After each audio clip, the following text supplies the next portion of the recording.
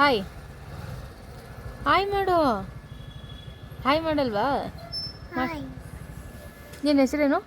ನಾನು ಯಾವ ಕ್ಲಾಸು ನೀನು?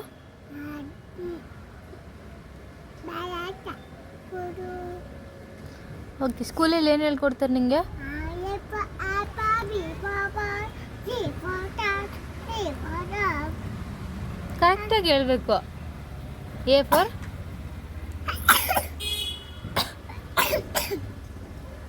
ಹೇಳು. A for